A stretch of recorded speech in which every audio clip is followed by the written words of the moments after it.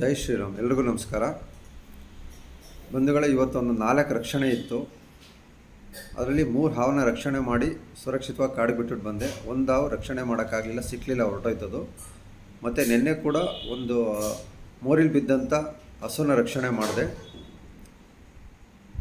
ಬಂಧುಗಳೇ, ಪ್ರತಿದಿನ ಸುಮಾರು ಒಂದು 10-20 ರಕ್ಷಣೆ ಕಾಲ್ಗಳು ನನಗೆ ಬರ್ತಾ ಇರುತ್ತೆ. ವೀಡಿಯೋಸ್ ಕೂಡ ಕಳಿಸ್ತಾ ಇರ್ತಾರೆ. ಬೇರೆ ಬೇರೆ ಜಿಲ್ಲೆಗಳ ಕಡೆಯಿಂದನೂ ಕಳಿಸ್ತಾ ಇರ್ತಾರೆ. ಉಡುಪಿ, ಗದಗ, ಹಾವೇರಿ, ಚಿತ್ರದುರ್ಗ, ಆಮೇಲೆ ತಿರುಗಿ ಇನ್ನೂ ಈ ಬೇರೆ ಬೇರೆ ಕಡೆಯಿಂದನೂ ನನಗೆ ವೀಡಿಯೋ ಕಳಿಸ್ತಾ ಇರ್ತಾರೆ. ಯಾಕೆಂದರೆ ಫೇಸ್ಬುಕ್, ಇನ್ಸ್ಟಾಗ್ರಾಮಲ್ಲಿ ನಂದು ಪ್ರೊಫೈಲು, ಯೂಟ್ಯೂಬಲ್ಲಿ ಇರೋದ್ರಿಂದ ಅಲ್ಲೇ ನನ್ನ ನಂಬರ್ ಇದೆ, ತೊಗೊಂಡು ನನಗೆ ಕಾಲ್ ಮಾಡ್ತಾರೆ.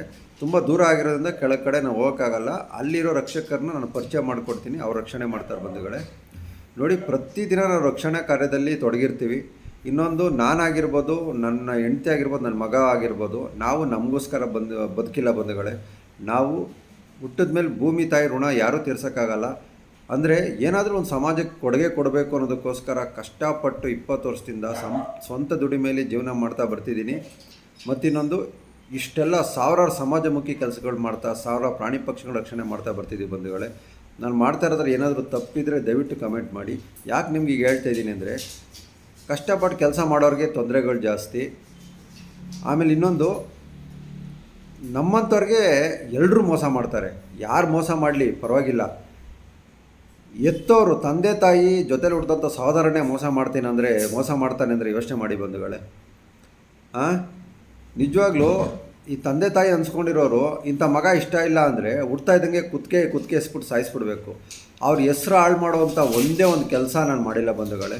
ನನ್ನ ತಮ್ಮ ಅಂತ ಇದ್ದಾರೆ ಯತೀಶ್ ಕುಮಾರು, ಅವ್ನು ಏನಾದರೂ ಒಂದು ಸಮಾಜಮುಖಿ ಮಾಡಿರೋದು ಒಂದೇ ಒಂದು ಪುರಾವೆ ತೋರಿಸ್ತೀವಿ ಬಂಧುಗಳೇ. ನಾನು ಇಷ್ಟು ಸಾವಿರ ಸಮಾಜಮುಖಿ ಕೆಲಸಗಳು ಮಾಡ್ತಾ ಬರ್ತಿದ್ದೀನಿ.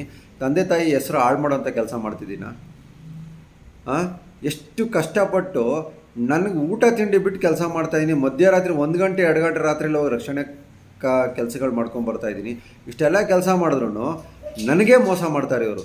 ಅಂದರೆ 20 ವರ್ಷದಿಂದ ನಾನು ಮದುವೆ ಮಾಡ್ಕೊಂಡು ಹೊರಗಡೆ ಬಂದಿದ್ದೆ ಒಂದು ಅಡ್ವಾಂಟೇಜ್ ತೊಗೊಂಡು ನಾನು ಒಳ್ಳೆತನ ದುರುಪಯೋಗ ಪಡಿಸ್ಕೊಂಡು ತಂದೆ ತಾಯಿ ಜೊತೆಲಿದ್ದಾರೆ ಅಂತ ಇಲ್ಲೂ ಸಲ್ಲದ್ನಲ್ಲ ಅವ್ರ ತಲೆಯಲ್ಲಿ ತುಂಬಿ, ಮುಖ್ಯ ಪಾತ್ರ ಎಲ್ಲ ನನ್ನ ತಮ್ಮಂದೆ. ಅವ್ರು ಹೇಳ್ದಂಗೆ ಕುಣ್ಕೊಂಡು ನನ್ನ ಕರ್ಕೊಂಡೋಗಿ ಸಹಿ ಮಾಡಿಸಿ ಒಂದು ಪ್ರಾಪರ್ಟಿ ಅವನು ಮಾಡ್ಕೊಟ್ಟಿದ್ದಾರೆ ಬಂಧುಗಳೇ ಹೋದ ವರ್ಷ. ಅದಕ್ಕೋಸ್ಕರ ನಾನು ನ್ಯಾಯ ಕೇಳೋದಕ್ಕೋಸ್ಕರ ಇವರು ನನಗೆ ನ್ಯಾಯ ಕೊಡಿಸ್ತಾ ಇಲ್ಲ ಅನ್ನೋದಕ್ಕೋಸ್ಕರ ನಾನು ಕೋರ್ಟ್ ಮೊರೆ ಹೋದೆ. ಇಲ್ಲದಿದ್ದರೆ ಕೋರ್ಟ್ಗೆ ಹೋಗೋಕ್ಕೆ ನನಗೇನು ಹುಚ್ಚಿಡ್ದಿತ್ತ ಬಂಧುಗಳೇ? ಸುಮ್ಮನೆ ನನಗೆ ಯಾಕೆ ಕೋರ್ಟ್ಗೆ ಹೋಗಬೇಕಿತ್ತು? ಇವ್ರು ಮಾಡ್ತಾ ಇರೋ ಮೋಸ ಕೋರ್ಟ್ಗೆ ಹೋಗಿದ್ದೀನಿ. ಇದನ್ನು ಪ್ರತಿಯೊಬ್ಬರು ತಿಳ್ಕೊಬೇಕು. ಎಷ್ಟೋ ಜನ ನೋಡಿ, ಇನ್ನು ಕೆಲವ್ರು ಇದ್ದಾರೆ ನನ್ನ ಚಿಕ್ಕಪ್ಪಂದಿರು, ನಾವು ಮಾಡೋ ಒಳ್ಳೆ ಕೆಲಸದ ಬಗ್ಗೆ ಯಾರೂ ಸಪೋರ್ಟ್ ಮಾಡೋರಿಲ್ಲ. ಕೆಲವು ವಿಷಯಗಳ ಬಗ್ಗೆ ನನಗೆ ಧಮಕಿ ಹಾಕ್ತಾರೆ. ನಾಚಿಕೆ ಆಗಬೇಕು ಅವ್ರಿಗೆ. ನಾನು ಮಾಡೋ ಕೆಲಸ ಒಂದೇ ಒಂದು ಮಾಡೋ ಯೋಗ್ಯತೆ ಇಲ್ಲ ಅವ್ರಿಗೆ. ರಕ್ತ ಕುದಿಯುತ್ತೆ ಬಂಧುಗಳೇ. ಯಾಕೆ ಅಂದರೆ ಜೀವ ಒತ್ತೆಟ್ಟು ಕೆಲಸ ಮಾಡ್ತಾಯಿದ್ದೀವಿ. ನಾನು ಯಾರಿಗೂ ಒಂದೇ ಒಂದು ಪೈಸಾ ಅನ್ಯಾಯ ಮಾಡಿದವನಲ್ಲ. ನಮ್ಗೆ ಊಟ ತಿಂಡಿ ಇಲ್ಲ ಅಂತ ಹೇಳಿದ್ರು ಪ್ರಾಣಿಗಳಿಗೆ ಅವಕ್ಕೆ ಆಹಾರ ಒದಗಿಸೋಂಥ ಕೆಲಸ ಮಾಡ್ತಾಯಿದ್ದೀವಿ. ಅವ್ರನ್ನ ಜೀವ ಉಳಿಸೋಂಥ ಕೆಲಸ ಮಾಡ್ತಾಯಿದ್ದೀವಿ. ಹಿಂಗಿರಬೇಕಾದ್ರೆ ಯಾರಾದರೂ ನೋವು ಕೊಟ್ಟರೆ ಎಷ್ಟು ಬೇಜಾರಾಗುತ್ತೆ ಹೇಳಿ ನೋಡೋಣ. ನೋಡಿ ಬಂಧುಗಳೇ, ಮೊನ್ನೆ ನಾನೊಂದು ವೀಡಿಯೋ ಶೇರ್ ಮಾಡಿದ್ದೀನಿ. ನನಗೆ ಬರೋ ಪಾಲು ಏನಿದೆ ಅದು ಇವಾಗ ಕೋರ್ಟಲ್ಲಿ ಕೇಸ್ ಇದೆ ಅಂತ ನಾನೇ ಹೇಳಿದ್ದೀನಿ. ಕೋರ್ಟಲ್ಲಿ ಕೇಸ್ ಇದೆ, ಕೋರ್ಟ್ ಕ್ಲಿಯರ್ ಆಗಿದ ತಕ್ಷಣವೇ ನಾನು ರಿಜಿಸ್ಟ್ರ್ ಮಾಡಿಕೊಡ್ತೀನಿ. ಅದು ನನಗೆ ಇವಾಗ ತಕ್ಷಣಕ್ಕೆ ನನ್ನ ಮಗನ 1 ವರ್ಷ ಎಜುಕೇಷನ್ ಹಾಳಾಗಿದೆ. ಲಾಸ್ಟ್ ಇಯರು 2nd PUC ಒಳ್ಳೆ ಮಾರ್ಕ್ಸ್ ತೊಗೊಂಡು ಸೈನ್ಸಲ್ಲಿ ಪಾಸ್ ಆಗಿದ್ದಾನೆ. ಅವನ ಹೈಯರ್ ಎಜುಕೇಷನ್ಗೆ ಹಣ ಬೇಕು. ನನಗೆ ಡೈಲಿ ನೋಡಿ, ನಾನು ಜೀವನ ಮಾಡೋದಕ್ಕೆ, ನಾನು ಪ್ರಾಣಿ ಪಕ್ಷಿಗಳಿಗೆ ಆಹಾರ ಹಾಕೋದಕ್ಕೆ ನಾನು ಮಾಡ್ತಾರೆ ಕೆಲಸಕ್ಕೆ ಸಾಕಾಗ್ತಾಯಿದೆ. ನಾನು ಸಂಪಾದನೆ ಮಾಡೋದು ಡೈಲಿ ಒಂದು 2,000 ರೂಪಾಯಿ ಬೇಕಾಗುತ್ತೆ. ನಾನು ಬರೀ ಇದಕ್ಕೆ ಸಾಕಾಗ್ತಿದೆ. ನನ್ನ ಮಗನ ಹೈಯರ್ ಎಜುಕೇಷನ್ಗೆ ನನ್ನ ಹತ್ರ ಹಣ ಇಲ್ಲ. ಅದಕ್ಕಾಗಿ ನಾನು ನನ್ನ ಮಗನ ಆಸ್ತಿ ಮಾಡೋಕ್ಕೆ ಹೊರಟಿದ್ದೀನಿ.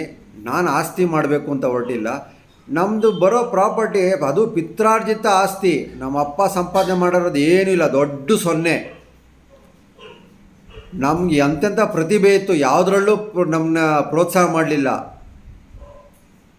ಯಾವುದೊಂದ್ರಲ್ಲೂ ನಮ್ಗೆ ಪ್ರೋತ್ಸಾಹ ಮಾಡಲಿಲ್ಲ.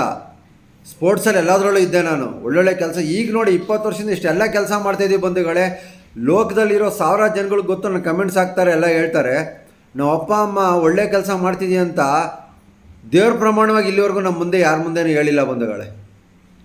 ಯಾಕೆ ಬೇಕಾವೆಲ್ಲ ಅಂತ. ಇದು ನಮ್ಮ ತಂದೆ ತಾಯಿ ಗುಣ. ಅರ್ಥ ಮಾಡ್ಕೊಳ್ಳಿ, ಭೂಮಿ ಮೇಲೆ ಯಾರಿಗೂ ಬೇಡ ನನ್ನನ್ನು ನಾನು ಸಿಕ್ಕಿರೋಂಥ ತಂದೆ ತಾಯಿ ತಮ್ಮ ಬಂಧುಗಳೇ. ತುಂಬ ಬೇಸರ ಆಗುತ್ತೆ. ಎಷ್ಟೆಷ್ಟು ಒಳ್ಳೆ ಕೆಲಸ ಮಾಡ್ತಾಯಿದ್ರು, ಒಂದು ಸತಿ ಒಳ್ಳೆ ಕೆಲಸ ಮಾಡ್ತಾನೆ ಅಂತ ನಮ್ಗೆ ಸಪೋರ್ಟ್ ಮಾಡಿದವರಿಲ್ಲ. ಸಾವಿರಾರು ಜನ ಹೊರಗಡೆಯವರೆಲ್ಲ ಸಪೋರ್ಟ್ ಮಾಡಿದ್ದಾರೆ. ನಿಜವಾಗ್ಲೂ ಅವ್ರು ದೇವ್ರು ಯಾವಾಗಲೂ ಚೆನ್ನಾಗಿಟ್ಟಿರಲಿ, ನಮ್ಗೆ ಯಾರು ಸಪೋರ್ಟ್ ಮಾಡ್ತಿದ್ದಾರೆ.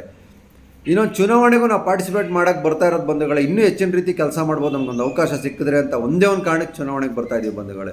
ಇಲ್ಲದೇ ನಮ್ಗೆ ಯಾಕೆ ಬೇಕು ನೋಡಿ. ಇವಾಗ ನನಗೆ 16/3 16/4ರಲ್ಲಿ 4 ಐಟಮ್ದು ನಾನು ಕೇಸ್ ಹಾಕಿದ್ದೀನಿ. ನನ್ನ ಮಗನ ಭವಿಷ್ಯ ಮುಖ್ಯ, ನನಗೆ ಮಾಡ್ತಾ ಇರೋ ಕೆಲಸ ಮುಖ್ಯ. ಅದಕ್ಕೋಸ್ಕರ ನನ್ನ ಜಾಗ ಎಲ್ಲ ಮಾರ್ತಾಯಿದ್ದೀನಿ. 16/3ರಲ್ಲಿ ನನಗೆ ಸಪ್ರೇಟು ಅಂತ 800 ಅಡಿ ಬರುತ್ತೆ ಅಂತ ಕೋರ್ಟಲ್ಲಿ ತೀರ್ಮಾನ ಆಗಿ ಆ ಕಾರ್ ಶೋರೂಮ್ ಅವ್ರಿಗೆ ನೀವು ಬಿಲ್ಡಿಂಗ್ ಕಟ್ಟಡ ಕಟ್ಕೊಳ್ಳಿ ಅಂತ ಕೋರ್ಟಿಂದ ಆದೇಶ ಆಗಿದೆ. ಅಂದರೆ ಫೈನಲ್ ಆಗಿದೆ. 3ನೇ ಒಂದು ಭಾಗ 2400 ಅಡಿ ಬರುತ್ತೆ ನಮ್ಮ ತಂದೆಗೆ ಬರೋದು. ಅದರಲ್ಲಿ 800 ಅಡಿ ನನಗೆ ಸಂಬಂಧಪಟ್ಟಿದ್ದು. ಅಂದಮೇಲೆ ನಂದದು. ನಾನು ಆ ಜಾಗನ ಇವಾಗ ಅದನ್ನು ಸೇಲ್ ಮಾಡ್ತೀನಿ. ಅಂದರೆ ಇವಾಗ ನಾನು ಅಗ್ರಿಮೆಂಟ್ ಮಾಡ್ಕೊಡ್ತೀನಿ, ವಿಡಿಯೋ ಮುಖಾಂತರ ಅಗ್ರಿಮೆಂಟ್ ಮಾಡ್ಕೊಡ್ತೀನಿ.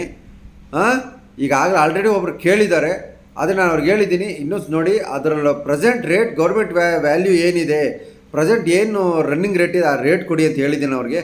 ಸರಿ ಆಯಿತು ಸರ್ ಅಂತ ಹೇಳಿದ್ದಾರೆ ಅವರು. ಅದಕ್ಕೋಸ್ಕರ ನಾನು ಅವ್ರಿಗೆ ಇರೋ ವಿಷಯ ಹೇಳ್ಬಿಟ್ಟಿದ್ದೀನಿ.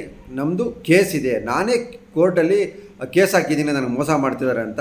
ಅದು ಬಗೆಹರಿದ್ಮೇಲೆ ರಿಜಿಸ್ಟರ್ ಮಾಡ್ಕೊಡ್ತೀನಿ ಅಂತ ಹೇಳಿದ್ದೀನಿ. ಸರಿ ಸರ್ ಪರವಾಗಿಲ್ಲ, ನೀವು ಮಾಡ್ತಾ ಇರೋ ಕೆಲಸಗಳಿಗೆ ನಮ್ಮದು ಒಂದು ಸಪೋರ್ಟ್ ಇರುತ್ತೆ ಸರ್, ಅಗ್ರಿಮೆಂಟ್ ಹಾಕ್ಕೊಡ್ತೀನಿ ಸರ್ 100%, ಒಂದು ಪ್ರೂಫ್ ಮಾಡಿಕೊಟ್ಬಿಡಿ ಅಂತ ಹೇಳಿದ್ದಾರೆ.